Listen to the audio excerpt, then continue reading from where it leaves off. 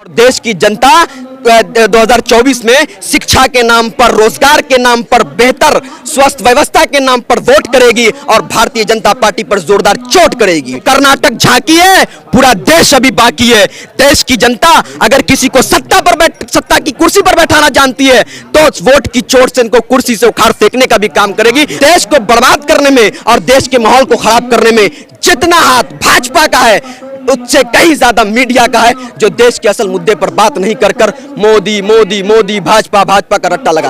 Bharatiya Janata party भी कहीं न कहीं बृजभूषण से खौफ खा रही है, डरी हुई है, नहीं तो फिर अभी तक उनको पार्टी से क्यों नहीं निकाला गया। एक बड़ा नेता है कि इतना बड़ा नेता है कि मोदी जी से बिल्कुल बड़ा नेता है। वो अपने आप को कहता है कि मैंने जिंदगी में एक मर्डर किया है, खुलेआम कहता है मीडिया के सामने आकर, कोई कार्रवाई नहीं होती है। नमस्कार, मैं हूं देव, इसमें आप देख रहे हैं लोकतंत्र टीवी। देश भर के लोगों का समर्थन पहलवानों को मिल रहा है। ऐसे ही मौके पर बिहार से चलकर अंजारुल हक साहब हमारे साथ मौजूद हैं। वो भी पहलवानों को समर्थन में देने पहुंचे हैं दिल्ली जंतर मंतर।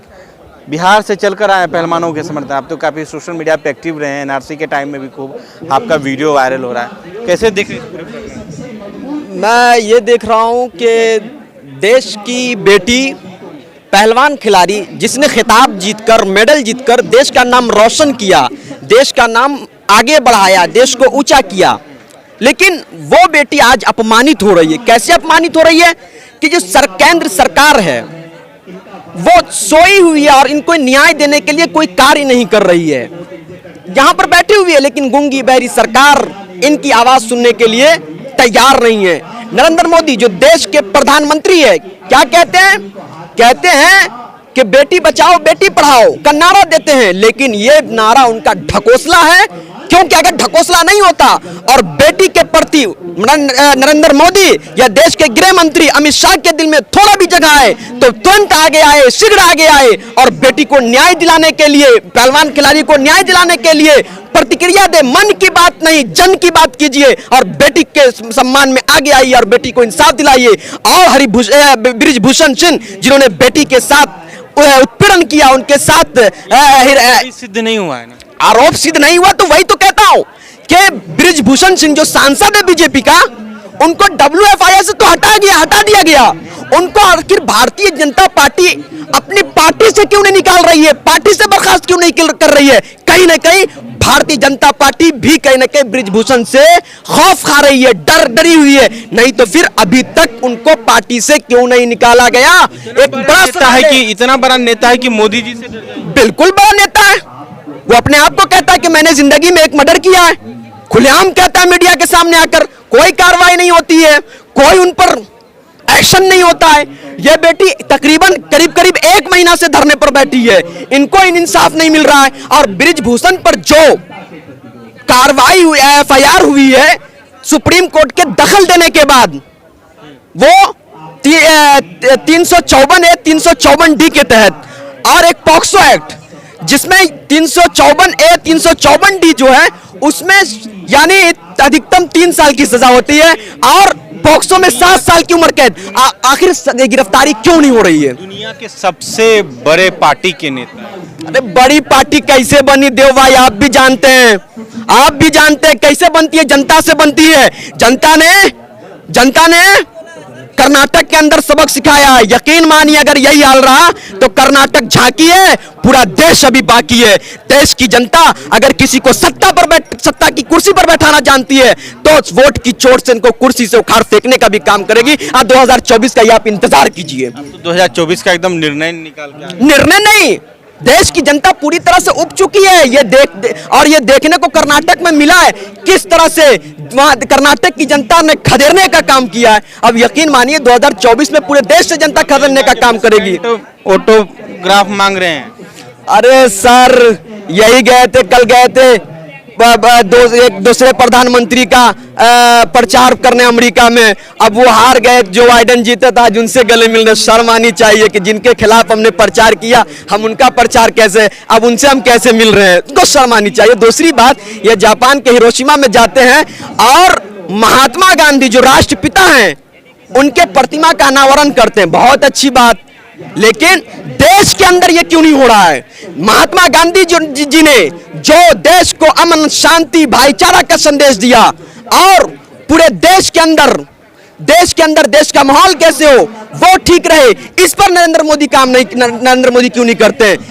महात्मा गांधी के साथ प्रतिमा के साथ वहां फोटो खिंचाते हैं और उनके कातिल गोडसे से प्रेम करने वालों को साथ में बैठाते हैं। यह दोहरा चरित्र क्यों है?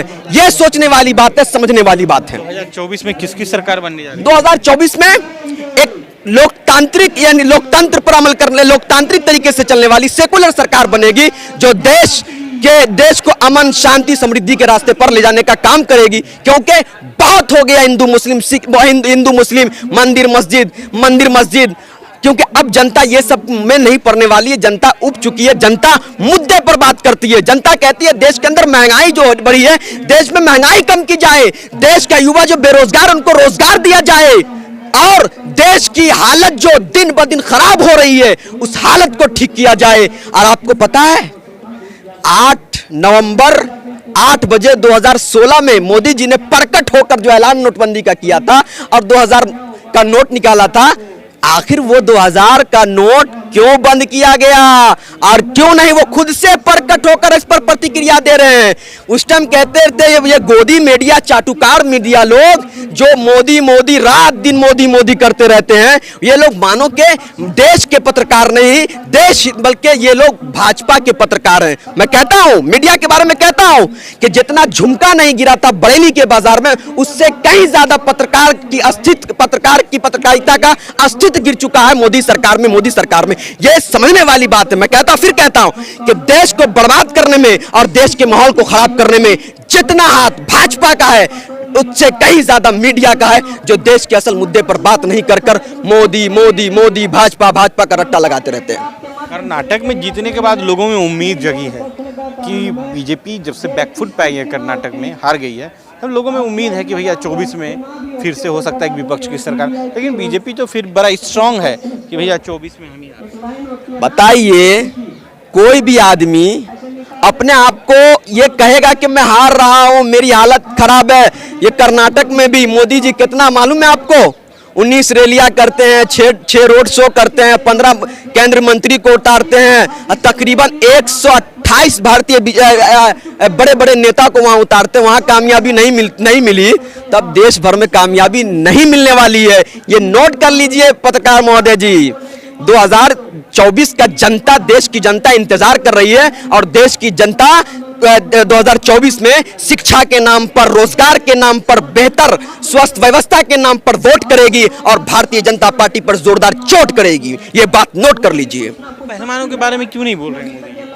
क्योंकि ये जो भाजपा जो कहीं ना कहीं हम फिर वही बात कर रहे हैं कि बृजभूषण से खौफ खा रही है, उसका दबदबा है, वो अपने आप को बाहुबली कहता है और कहता है मीडिया में कि मैंने एक आदमी का मर्डर किया है। मोदी जी से भी बड़ा। अरे मोदी जी से बड़ा नहीं तो मोदी जी एक्शन क्यों नहीं ले रहे हैं? गृह मंत्री एक्शन क्यों नहीं ले रहे हैं? उनको पार्टी से क्यों नहीं निकाल रहे हैं? ये एक मेरा बड़ा सवाल है।